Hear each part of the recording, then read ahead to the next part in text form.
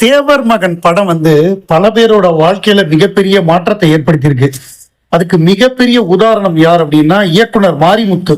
அவர் நடிகர், இயக்குனர், அவர் மறைஞ்சிட்டாரு. அவரோட இயக்குனர் சீமான் ரெண்டு பேரும் அந்த படத்தை சென்னையில தான் பார்த்துருக்காங்க. இரவு காட்சி பார்த்துருக்காங்க. அந்த படத்தை பார்த்துட்டு அவங்க என்ன எப்படின்னா ரெண்டு பேரும் அந்த படத்தை பத்தி என்ன மாதிரி இப்படி ஒரு படத்தை எடுத்துட்டாருன்னு ரெண்டு பேரும் நடந்தே வந்திருக்காங்க. கோடம்பாக்கத்துக்கு நடந்தே அங்க அந்த இந்த தியேட்டர் இருக்கும், லிபர்ட்டி தியேட்டர், அது பக்கத்துல ஒரு ரொம்ப நேரம் இரவு வரை இருக்கக்கூடிய ஒரு டீ கடை. அங்க டீயை குடிச்சிட்டு 2-3 டீயை குடிச்சிட்டு அந்த படத்தை பத்தி, அந்த படத்துல ஒரு திரைக்கதையை பத்தி, அது எல்லாரோட நடிப்பு, ஒவ்வொரு காட்சி, அந்த சண்டை காட்சி, எல்லாம் பாடல்கள் எல்லாத்த பத்தியும் ஸ்லாகிச்சு விடிய விடிய பேசியிருக்காங்க. ஏர்லி மார்னிங் வரைய பேசியிருக்காங்க. அந்த மாதிரியான ஒரு பாதிப்பை அவங்களுக்கு ஏற்படுத்தியிருக்கு. ஸோ சீமான் பல இடங்கள்ல தேவர் மகன் படத்தை பத்தி பேசியிருக்காரு. குறிப்பா அந்த இறுதி காட்சியில அந்த புள்ளக்குட்டிகள்லாம் படிக்க வைங்கடா அப்படின்னு சொல்லப்படுற அந்த காட்சி, இந்த நான் கொடுத்த பாலெல்லாம் ரத்தமா போகுதே அப்படிங்கிற வசனம்.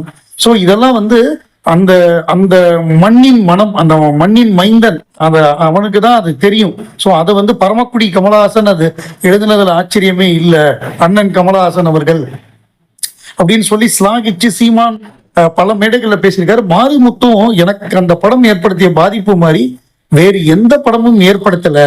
அதுல ஒரு கதைனா எப்படி இருக்கணும், அது திரைக்கதைனா எப்படி இருக்கணும், அதுக்கு என்ன மாதிரி வசனம் எழுதணும், அந்த படத்துக்கு எப்படி நடிப்பை வாங்கணும் நடிகர்கள்ட்ட, இதுக்கெல்லாம் ஒரு இலக்கணமாக திகழ்ந்த படம் அப்படின்னு சொல்றாரு. அதாவது ஒரு நம்ம ஆர்ட் பிலிம் பார்த்திருக்கோம், மசாலா படம் பார்த்திருக்கோம். இந்த ரெண்டையும் கலந்து சரியான ஒரு கலவை, ஒரு சரியான பர்சன்டேஜ்ல கலந்தா எப்படி இருக்கும்? ஒரு வர்த்தக ரீதியான ஒரு திரைப்படம், இன்னொன்னு வித்தக ரீதியான திரைப்படம். சோ வர்த்தகத்தையும் வித்தகத்தையும் ரெண்டையும் சேர்த்து ஒரு சம பங்கு எடுத்தா எப்படி இருக்குமோ அதனுடைய வெளிப்பாடு தான் தேவர் மகன்.